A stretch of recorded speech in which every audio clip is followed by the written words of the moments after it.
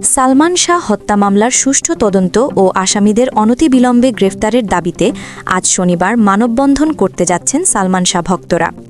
বেলা 2:30টায় ঢাকা জাতীয় প্রেসক্লাবের সামনে এ মানববন্ধন অনুষ্ঠিত হবে। সালমান শাহর ভক্তদের পক্ষে এ তথ্য জানালেন সাজিদ কামাল।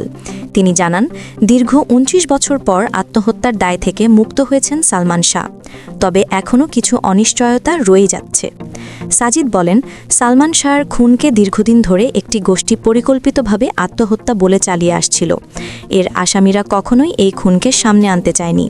সবসময় তারা সত্য লুকিয়েছে, তদন্তে বাধা দিয়েছে। অবশেষে গত ২০ অক্টোবর সালমান শাহর মামলাটি হত্যা মামলা হিসেবে ঘোষণা দিয়ে রমনা থানাকে দায়িত্ব দেন আদালত। আসামিদের দেশ ত্যাগের নিষেধাজ্ঞা দিয়েছেন আদালত।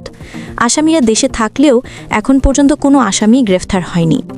সাজিদ আরও বলেন, এমতাবস্থায় আমরা ভক্তরা আসামিদের দ্রুত গ্রেফতারের দাবিতে একটি শান্তিপূর্ণ মানববন্ধন কর্মসূচি পালনের উদ্যোগ নিয়েছি।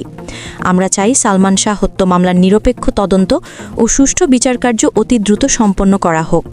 পূর্বের ন্যায় আসামিরা যেন অদৃশ্য ক্ষমতা বলে পার পেয়ে না যায়, অনিশ্চয়তা যেন তৈরি নয় হয়, সেটাই চাই।